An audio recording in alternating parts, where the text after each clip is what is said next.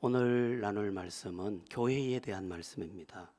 상징적인 이러한 이미지가 많이 나오지만 모두 교회에 대한 가르침이라는 것을 이해하고 말씀을 들으면 좋겠습니다.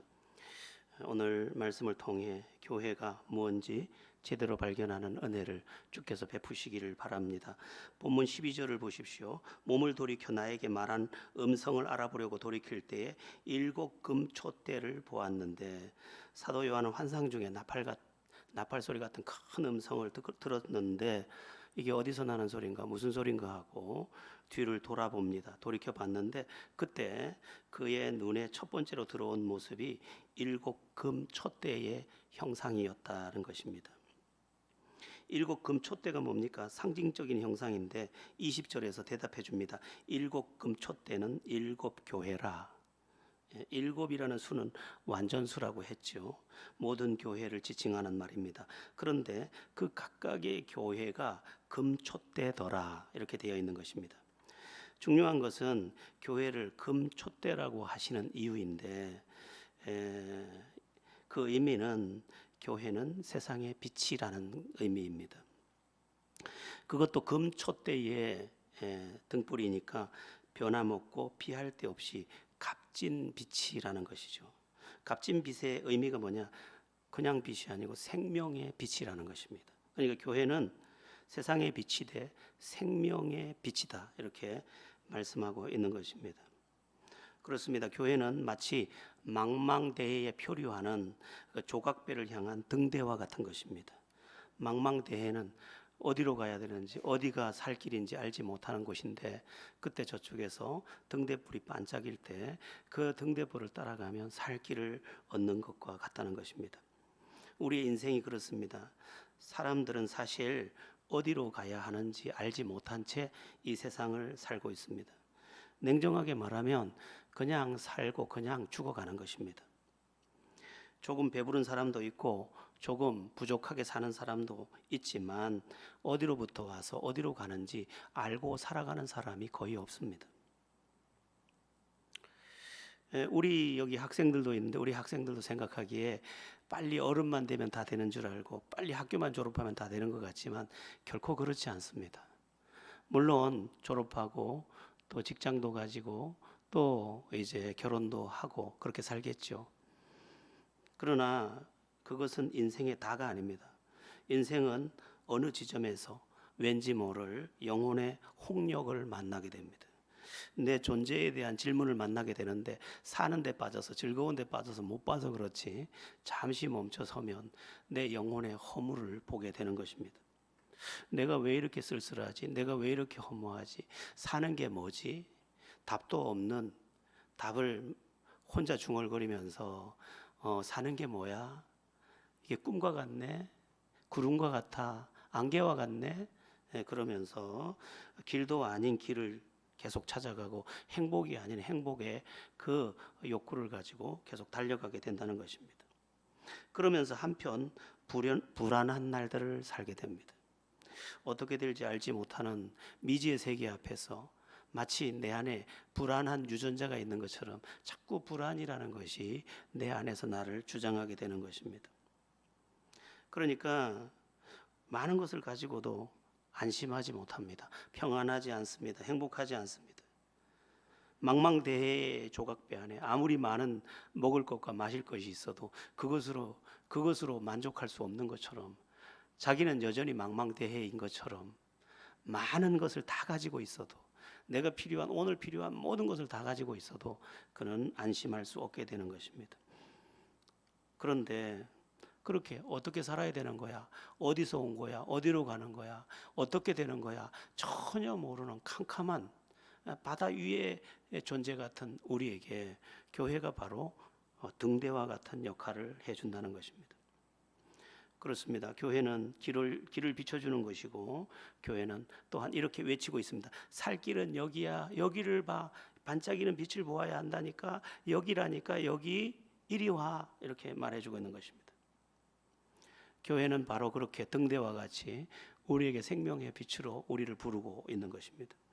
그래서 교회는 나에게 희망을 주는 곳, 나에게 살 길을 주는 곳, 나에게 갈 길을 가르쳐 주는 곳, 또 아까의 두려움에서 벗어나서 평안을 주는 곳, 영혼 깊은 곳까지 행복을 주는 곳, 그것이 교회라고 할 수 있는 것입니다. 그런 의미에서 교회는 영혼의 종합병원 또는 인생의 종합병원이라고 말해도 무방합니다. 그러니까 불안해서 웃지 못하던 내가 이제 빛을 보고 길을 얻어서 웃을 수 있는 나, 도무지 다 가지고도 두려웠던 내가 평안을 가진 나로 변화가 되는 것입니다. 혹시나 여기에 모인 학생들 중에 그런 학생들이 없겠지만 나중에 예수를 믿는 것보다 사회생활이 더 급해서 사회생활만 이렇게 하고 신앙생활을 못하다가 어떤 방황과 캄캄한 날을 만날 때 그는 어디로 가야 합니까? 빛된 교회를 바라보고 교회로 돌아가야 합니다. 그날 나는 다시 살 길을 얻을 것입니다. 여러분도 아는 어느 두 친구 이야기 아시죠? 두 친구가 시골서 농사를 짓다가 서울, 우리나라로 말하면 서울 도해지로 올라가서, 우리나라에서 있던 일은 아니고요, 도해지로 가서 돈도 많이 벌고 그렇게 살려고 도해지로 가게 되었습니다. 도해지로 가게 되었는데 도해지로 간다고 당장 살 길이 열려지는 게 아니지 않습니까? 그러니까 이렇게 저렇게 많은 어려움을 겪다가 어느 날 길을 가는 중에 한 친구가 나는 이리로 갈 거야 하고 길가에 서 있는 교회로 들어갔습니다. 그러나 한 친구는 나는 그리로 안 가 그러고 술집으로 들어갔는데 몇십 년이 지난 후에 교회로 들어간 친구는 법관이 돼 있고 또 술집으로 갔던 친구는 죄수가 되어서 만나게 됐다. 그런 이야기 들어보셨죠? 어디서? 그냥 이야기가 아닙니다. 여러분, 힘들다고 그냥 술을 먹거나 방황하려거나 신세 타령을 하거나 원망만 하려거나 그러면 안 됩니다. 금촛대 되시는, 금촛대로 우리에게 주신 이 등대와 같은 빛된 교회를 향하여 나와야 합니다. 여러분의 인생, 학생들도 이제 나이가 먹고 살다 보면 어려움을 만나게 될 텐데 그때 어디로 가야 되느냐? 교회로. 교회가 생명의 빛을 제공하는 곳이기 때문입니다. 저는 신앙생활을 하면서 많은 분들을 만나면서 여기까지 왔는데 제가 처음 신앙생활을 할 때 귀한 분들을 또 좀 많이 만났었습니다. 그 중에 백승열이라는 분이 계십니다. 지금은 장로님이시고요. 이 장로님은 너무 가난한 집에서 태어나서 학교를 가본 적이 없습니다. 너무 가난해서.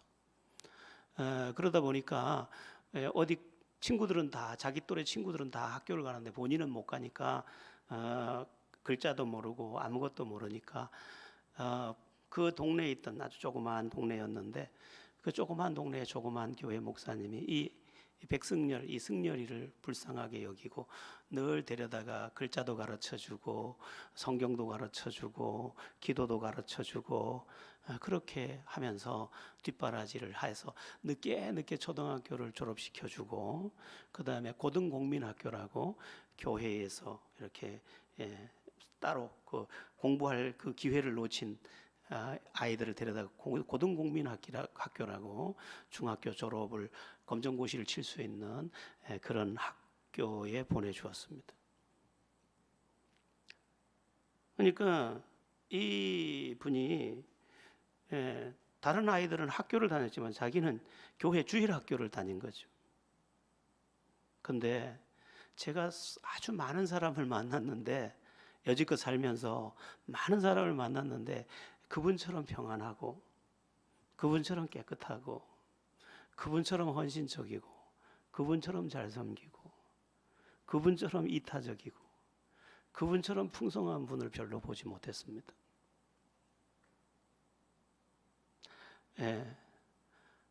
그러니까 세상에서 배운 게 아무것도 없는데 너무나 깜깜한, 다 가는 학교조차 못 가는 너무나 깜깜한 인생이었는데 동네에 있는 조그만 전 교인이 6명인가 됐다고 해요.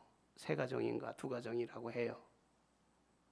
그랬는데 그곳의 아이로 그곳에서 자라고 그 빛 아래서 자라더니 정말 그렇게 아름다운 인생을 살아내더라는 것입니다. 여러분, 교회는 단지 종교 단체가 아닙니다. 등대요. 우리의 인생의 현재와 미래와 장래를 다 밝혀주고 우리의 인생에 무너진 것들을 다 평안하게 도두어서 그 빛 가운데 살게 하는 너무도 소중한 처소입니다. 물론 교회 이야기를 뒤에 조금 더 구체적으로 건물이 교회가 아니니까 그 이야기를 드리겠습니다만은 진정한 교회는 우리의 빛이 됩니다. 여러분들이 교회 생활을 잘 하셔서 빛을 잃지 않고 빛을 누리고 경험하고 그 빛 안에서 평안과 행복을 누려가는 은혜가 있기를 축원합니다. 교회가 세상의 빛이라는 이것은 박해받는 초대교회와 연관해서 볼 때도 매우 놀랍습니다. 이 요한계시록의 첫 번째 수신자가 누구죠? 박해받는 초대교회 성도들입니다. 박해받는 초대교회 성도들에게 사도 요한이 환상을 보고 해준 첫 번째 말이 뭐예요? 내가 교회의 환상을 봤는데 그 교회가 7 금촛대더라, 이렇게 말해주고 있는 겁니다. 너희가 시시해 보이고 박해받는 것 같아도 사실은 너희가 생명의 빛이야, 이렇게 지금 사도 요한의 환상을 통해서 지금 말해주고 있는 것입니다. 이것은 매우 중요한 메시지가 됩니다. 여러분, 그 당시에 최고의 권력 로마는 사실은 권력도 있었고 돈도 있었고 힘도 있었지만 사실은 평안도 행복도 아무것도 없었습니다. 언제 황제가 죽을지 모릅니다. 오늘 밤에 죽을지 내일 밤에 죽을지 모릅니다. 그리고 내 부인이 언제 남의 아내가 될지 모릅니다. 너무도 무질서하고 폭력적이고 음모와 술수, 미움, 증오, 죄악, 그것으로 가득해 있었습니다. 그러니까 로마는 모든 것을 가지고 있었지만 사실은 서로를 죽이고 있었고 가장 비참한 곳으로 추락하고 있었습니다. 그런데 교회는 그들에게 짓밟히고 있었는데 하나님께서 너희가 세상의 빛이라고, 너희가 금촛대라고 말해주고 있었습니다. 그것은 사실이었습니다. 결국은 그렇게 교회를 박해하던 로마가 언제 행복을 얻기 시작하느냐? 교회를 빛으로 받아들일 때부터입니다. 그때부터 로마가 진짜 행복을 얻기 시작합니다. 진짜 평안을 얻기 시작합니다. 그리고 이제 로마의 전성기를 만나기도 합니다. 그러나 나중에는 또 권력으로 인해서 동로마 서로마로 찢어지는 아픔을 겪기도 합니다만은, 여러분, 얼른 보면 세상은 정말 대단합니다. 그렇게 대단할 수가 없습니다. 그러나 생명의 알맹이는 그 안에 없습니다. 우리 부산만 봐도 그렇지 않습니까? 저 아파트에 누가 사는지 궁금해요. 100층이 넘는 아파트, 뭐 한 채에 30억이 넘는다 해요. 어느 날을 해운대를 가다 보니까 건물이 하나도 안 보이고 안개가 자욱한데 그 위에, 구름 위에 집이 있더라고요. 얼마나 놀라운지 몰라요. 그 사람들이 이렇게 이야기하는데, 어머나, 마트 물건을 어떻게 써? 백화점 물건을 써야지. 마트 물건 쓰시는 여러분, 우린 너무 불쌍한 사람들이에요. 그러나 그들이 진짜 행복할까? 너무너무 의리하고 너무너무 놀라워요. 제가 아주 어렸을 때 초등학교 2학년 때 서울을 가가지고 그렇게 놀랬잖아요. 고무신 신고 서울 올라갔는데, 아니 백화점을 저를 데리고 갔는데 제가 그만 너무 놀랐어요. 그냥 그만 너무 놀랐어요. 시골 쥐가 이제 서울 간 거예요. 그리고 이 조그만 게 이런 생각을 했어요. 여긴 누가 살지? 이건 누구 거야? 어머나, 나는 시골에서 볏짚 쌓인 것밖에 못 봤는데 나는 너무 작은 자구나, 너무 형편없는 자구나, 서울 사람들은 엄청나구나, 그렇게 생각했어요. 그런데 제가 또 서울에 나중에 어른이 돼서 살아보고 또 지금 이 시대를 살아보면서 그게 아니었구나. 그들도 그 건물의 그 의리의리함 속에서도 결국 아무것도 아닌, 참 돈을 많이 쓰는 분들도 참 대단한 것 같아요. 그죠? 비즈니스 속에 탁 앉아가지고 극진한 대접을 받으면서 비행기를 타고 가는 사람에다가 정말 대단한 것 같아요. 그러나 그가 무엇을 지금 겉으로 보기에 누렸다 해도 그들에게 뭐가 없어요? 생명의 빛은 없어요. 평안함과 배부름과 권세는 이루었는데 영원한 생명의 빛이 그들에게 없어요. 그래서 그들은 어떻게 살아야 되는지, 무엇을 위해 살아야 되는지, 어디로 가야 되는지, 그리고 진짜 행복이 뭔지, 진짜 평안이 뭔지 모른 채 오늘을 살고 있어요. 그래서 제가 경제력이나 여러 가지로 봐서 아무것도 아니지만 제가 그들 앞에서 그들을 위해 기도해 줄 수 있는 거죠. 그러니까 그들이 많은 것을 가졌어도 인간 본질에 대한 문제는 절대로 해결하지 못한 채 헤매고 있는 것입니다. 그러니까 인간은 영혼을 가지고 있는 존재인데 그 영혼이 캄캄한 어둠 속에 있다는 것이죠. 여러분, 세상의 모든 것을 가졌다고 여기지 마세요. 모든 것을 다 가진 것 같아도 그 안에 생명은 없어요. 알맹이가 비어 있어요.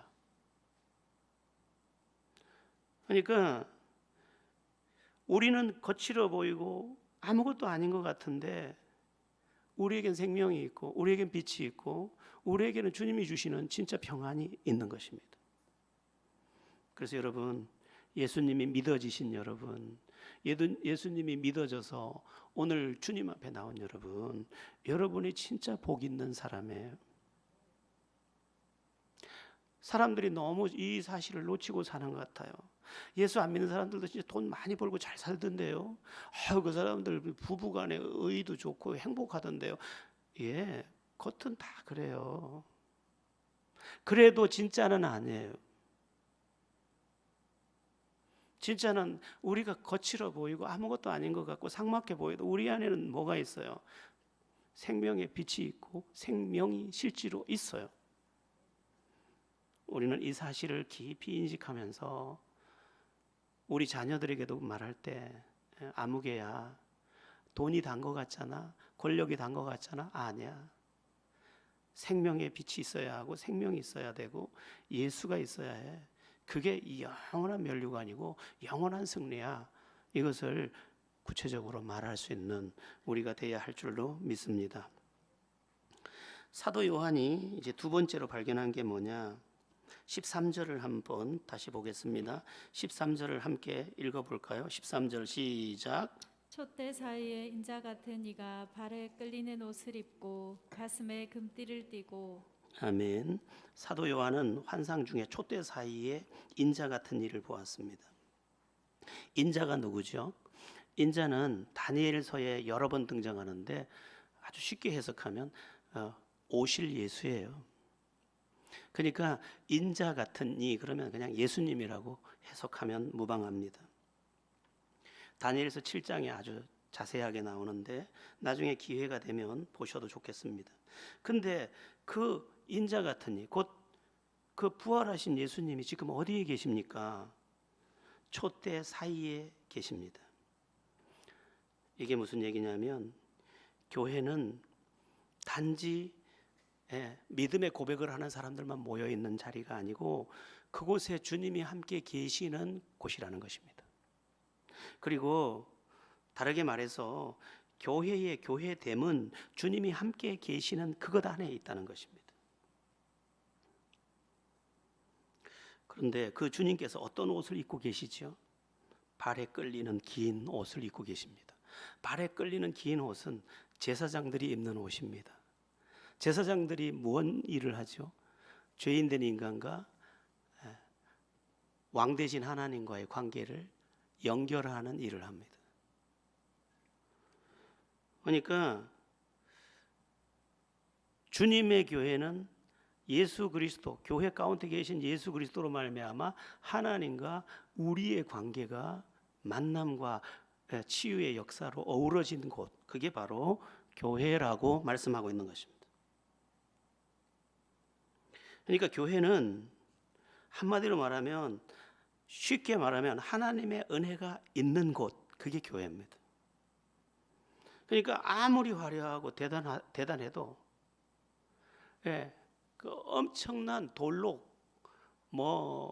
그 이 땅에서 지을 수 있는 최고의 크리스탈로 건물을 지었다고 해도 주님이 계시지 않는 곳은 교회가 아니에요.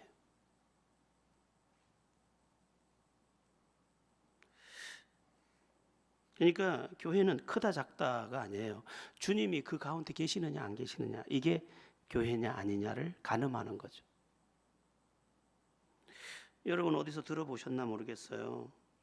어떤 흑인 아가씨가 백인들만 다니는 예배당을 찾아간 거예요.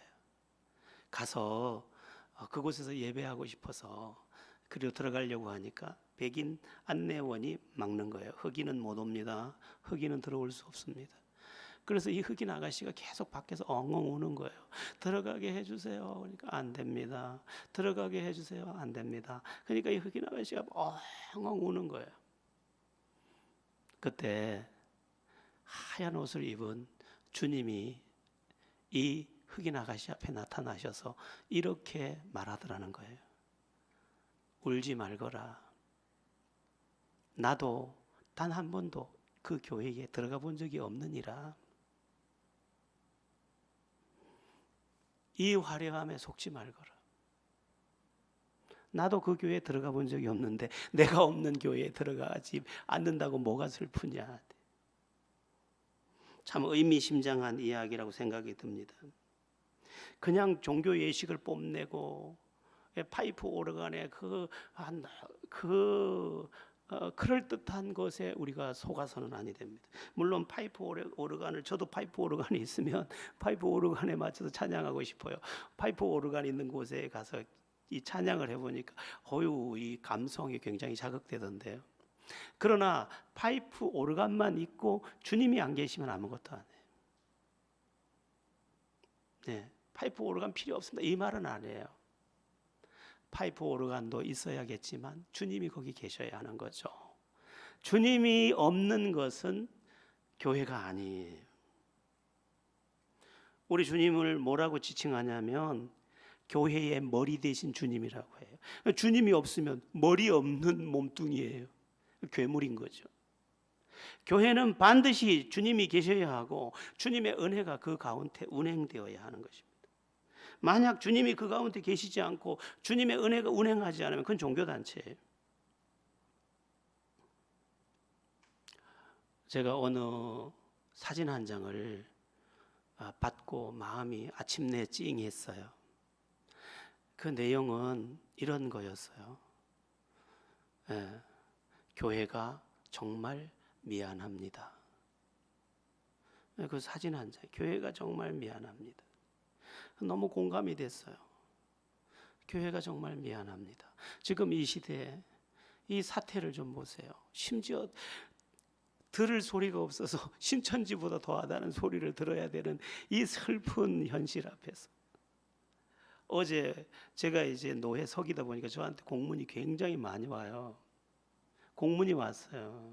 공문이 왔는데 부산 기독교 연합회라는 이름으로 1800개 회원 교회에 보내주십시오 하고 연락이 왔어요. 그리고 이렇게 말하는, 우리는 부산시의 행정조치에 불복합니다. 그래 왔어요. 그래서 제가 그래도 하나님 앞에 사는 사람인데 그 답장을 안 하고 모른 척이 뭐해서 나는 순종합니다 이렇게 써서 보냈어요. 이 교회가 잘못하면 괴물이 돼요. 코로나를 두고 어떤 목사님들이 막 설교를 하는데 막 그냥 이건 사탄의 역사고 근데 저 사람들은 신학을 도대체 어디서 했을까? 왜 저렇게, 나도 보통 사람은 아니에요. 겪어봤잖아요. 그렇지만 무질서와 혼돈을 용납해서는 안 되는 거죠. 자, 제가 말씀드리고 싶은 게 있어요. 그러면 주님은 어느 교회에 계시는가?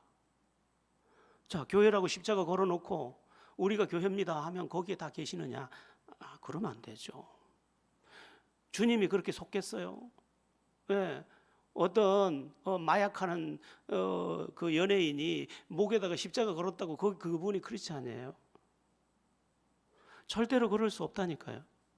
그러면 주님도 왜 그 일곱 촛대 사이에 계시면서 긴 옷에 옷자락을 스치며 그 가운데를 지금 운행하고 계신데, 그럼 어떤 교회에 주님이 임재하셔서 긴 옷, 제사장의 옷을 끌고 죄인된 우리와 은혜의 하나님과의 그 거룩한 은총을 우리에게 불러올까요?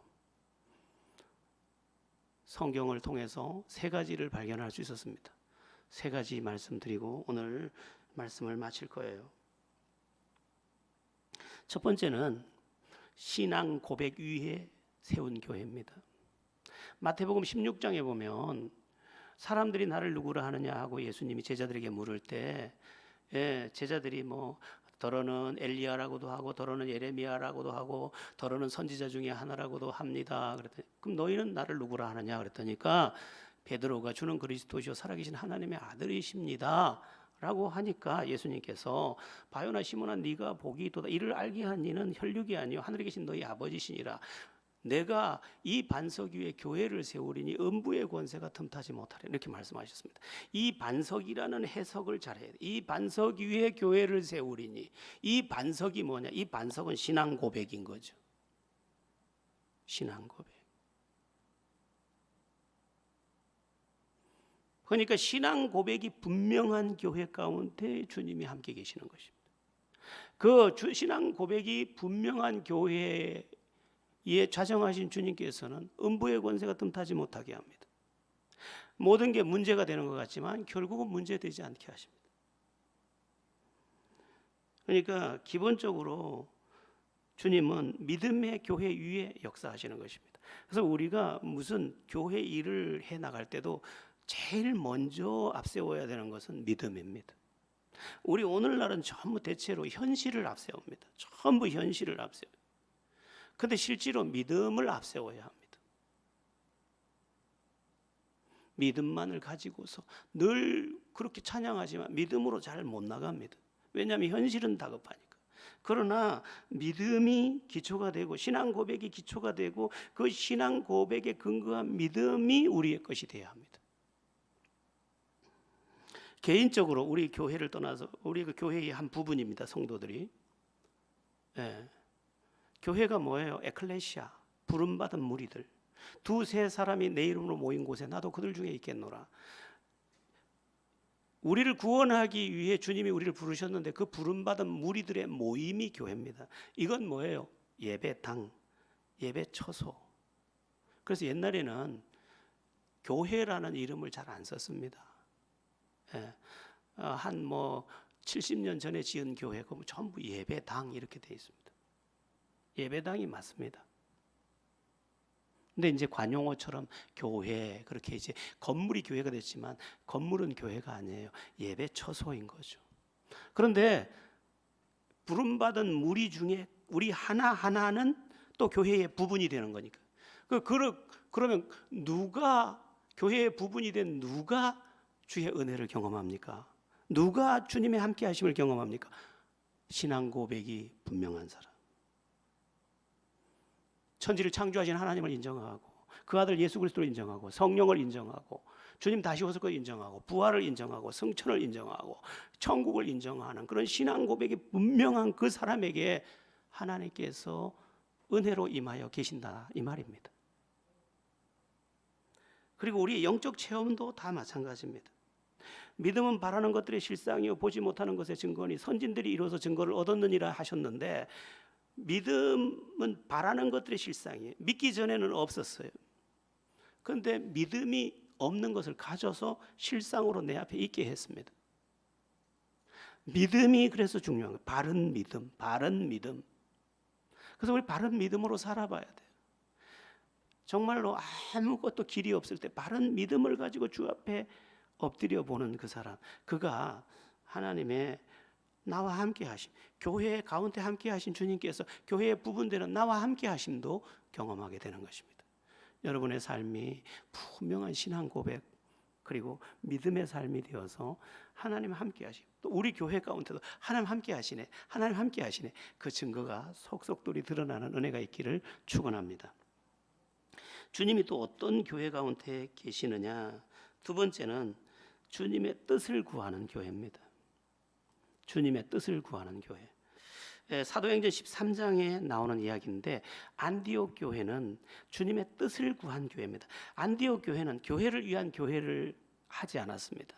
안디옥 교회는 주의 뜻이 무엇이냐, 주의 뜻이 무엇이냐, 주의 뜻이 무엇이냐 계속 주의 뜻을 물었습니다. 심지어 나중에 기도하다 보니까 주의 뜻이 뭐냐면 바울과 바나바, 사울과 바나바를 따로 세우라. 그때까지 바울의 이름이 사울이니까 따로 세우라. 따로 세웠어요. 따로 세웠더니 그들을 선교사로 보내버렸어요, 하나님. 그런데 담임 목사가 누구예요? 담임 목사가 바울이에요, 바울. 그런데 네 선교사가, 그래서 교회가 파송을 해버렸어. 얼마나 하나님의 뜻에 순종했나 몰라요, 안디옥 교회가. 그런데 안디옥 교회가 어떤 일이 벌어집니까? 하나님 함께 하신 증거가 계속 나타나는 거예요. 어떻게 보면 우리도 자꾸 형편에 맞추는 게 아니라 하나님이 뭘 원하시느냐, 하나님의 뜻이 무엇이냐, 하나님의 뜻이 무엇이냐. 우리 교회의 질문도 계속 그것이 돼야 되는 거죠. 하나님이 내 욕심을 향해 가는데 내가 거기 있을게, 내가 같이 있을게, 내가 도와줄게, 그렇지 않습니다.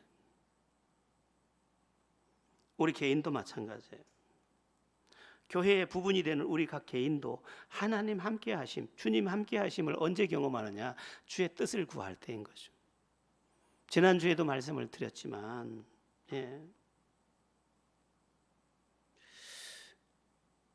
중국 내륙 선교회를 창시한 허드슨 테일러를 읽어보면 허드슨 테일러는 다른 선교사들과 전혀 다른 행보를 합니다. 허드슨 테일러가 중국에 들어가기 전에 많은 영국 선교사들이 사실 이미 중국에 들어가 있었습니다. 그런데 이들은 전부 어디에 살았냐면 상해, 청도 이쪽 그 해변을 중심으로 해서 안락하게 살았습니다. 왜냐하면 중국의 내륙으로 들어가는 것은 위험한 것이니까. 왜? 이 사람들의 그 문화와 이 사람들의 그 성향과 이 모든 것에 대해서 자신이 없었습니다. 그런데 영국 사람으로는 키도 좀 작고 선교사로는 학력도 약간 낮고 조금 부족해 보이는 듯 싶었지만 허드슨 테일러가 들어올 때, 허드슨 테일러는 어느 약국의 조수였습니다. 의사 출신도 아니에요. 정식 약사도 아니에요. 그러나 그가 하나님의 뜻을 구하기 시작하자 하나님께서 내륙을 열기 시작합니다. 중국 내륙. 그런데 신비한 일이 너무 많이 동반됩니다. 허드슨 테일러가 다음 날 보면 또 캐시가 돼 있어요.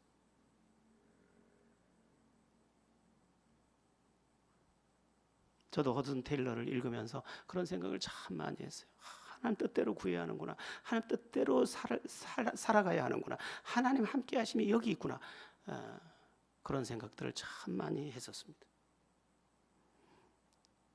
다른 선교사들은 안전 위주의 선교를 했다면 허드슨 테일러는 하나님의 뜻 위주로만 행하여 갔습니다. 중국이 문화혁명을 일으켜서 선교사를 다 내쫓는 그날까지.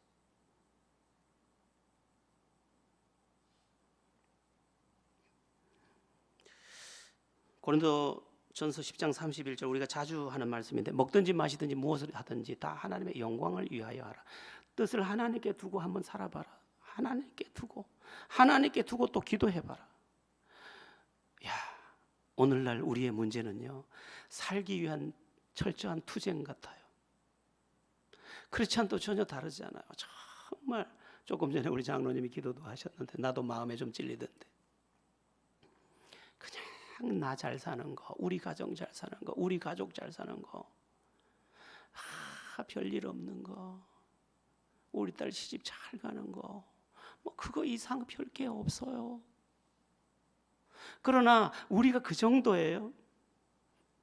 하나님의 뜻을 한번 구해보아야 되는 거죠. 하나님의 뜻은 무엇이지? 하나님의 뜻, 나를 향한, 이 지구라는 이 땅 위에 나를 던져 넣으시고 나를 향해 계획하신 그분의 뜻, 우리 교회를 여기 세운 그분의 뜻, 그 뜻을 구하는 거죠. 뜻을. 지난주에도 제가 강조했는데 요한복음 15장 7절이 성립되는 거죠. 너희가 내 안에 거하고 내 말이 너희 안에 거하면 무엇이든지 원하는 대로 구하라. 그러면 다 이루리라. 내 뜻대로 한번 구해봐. 그의 뜻대로 구하면 무엇이든지 들으심이라고 했잖아. 우리는 전부 살기 위한 전쟁이에요. 살기 위한 전쟁. 그 이상의 전쟁을 별로 안 해봤어요. 그래서 우리는 주님의 그 옷자락을 경험하지 못해요. 여러분, 교회에 무슨 소리가 들려야 될까요? 주님의 그 거룩한 세마포가 끌리는 옷자락 소리가 들려야 돼요. 우리 인생에 무슨 소리가 들려야 될까요? 그분의 나와 함께하는 옷자락 소리가 들려야 돼요. 근데 전부 우리는 큰일 났다, 큰일 났다. 매일 큰일만 났어요. 매일 살기가 급급해요. 저도 어느 날 물어봤어요. 하나님, 나는 목사입니까? 먹사입니까? 살기 위한 안전장치만을 찾고 있습니까? 아니면 나는 진짜 목회를 하고 있습니까? 내가 모든 것을 포기하고 온 길에서조차도 내가 이러면 안 됩니다.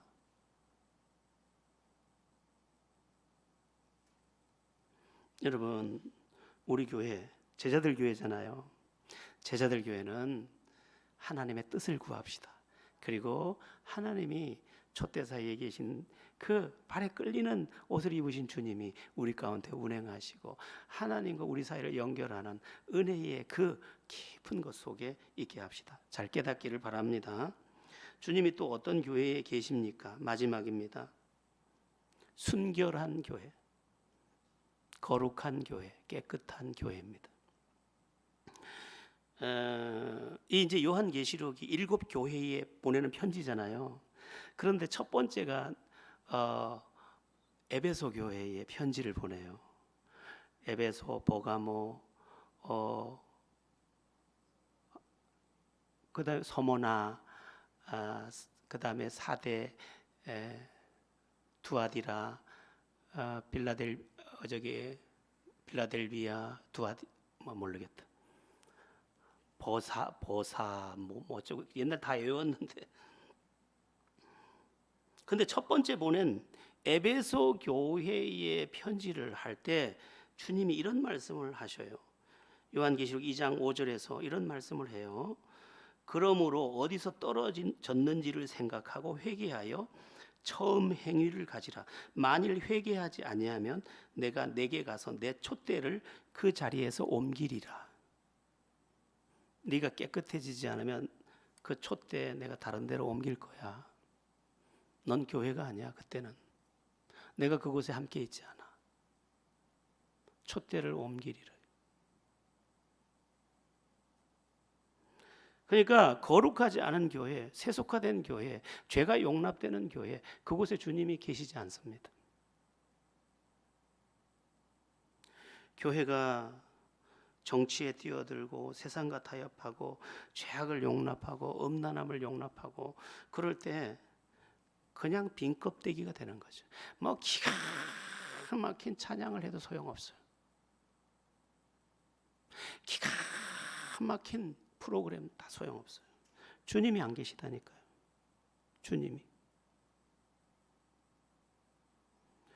주님은 우리 개인에게도 말씀하셨어요. 내가 거룩하니 너희도 거룩할지니라. 그 무슨 말이죠? 내가 내게 은혜 베푸는 통로는 거룩이라는 통로야. 오죽하면 각각 회개하여 성령을 선물로 받으라고도 말씀하셨습니다. 지은 죄가 있으면 회개라도 해서 씻어내. 그렇지 않으면 성령의 은혜는 없어. 여러분, 제대로 된 교회, 제대로 된 믿음인데 어찌 주의 은혜가 없나요? 주의 은혜는 하늘보다 사무치게 놀랍게 예비되어 있습니다. 하나님께 부족함이 있다면 그는 하나님이 아니세요. 자, 말씀을 마칠게요. 제가 오늘 학생들이 혹시 많이 올까봐 염려해서 짧게 준비했죠. 이거를 20절까지 준비했다가 자르고 16절까지 했다 또 자르고 잘라서 여기까지 잘랐어요. 그러니까 한 3컷, 4컷을 해야 될 것 같아요. 이 부분 설교를. 결론은 이것입니다. 교회는 놀라운 곳이에요. 교회는 생명이에요. 교회는 빛이에요. 교회는 하나님의 은혜를 불러요. 교회는 주님의 동행하심을 불러요. 그러나 내가 세속화되고 내가 하나님을 모르고 육체가 되어 갈 때 우리는 아무것도 아니에요. 교회, 내가 우리라는 예수 이름 앞에 공동체로 모여 있는 이곳에서 영적 삶을 바르게 해서 그 바른 신앙 안에 임재하신 주님의 일하심, 주님의 역사하심, 주님의 이끌어가심, 주님의 생명 주심, 주님의 풍성한 모든 넘치는 은혜들, 이것을 우리가 누릴 수 있어야 하겠습니다. 우리 이 코로나 사태가 다른 것은 다 제가 어제도 조금 오늘 할까 다음 주에 할까 또 그 다음에 할까 하고 준비하다가 좀 말았는데, 코로나가 주는 교훈 있어요. 그런데 한 가지 중요한 게 뭐예요? 우리가 더 깨끗해져야 된다는 거죠. 우리도 단정한 신부같이 주님 앞에 엎드려서 주님의 사람으로 거룩하고 또 주님의 은총을 풍성히 누리는 그런 교회 생활 또 믿음 생활 다 되기를 예수 이름으로 바랍니다.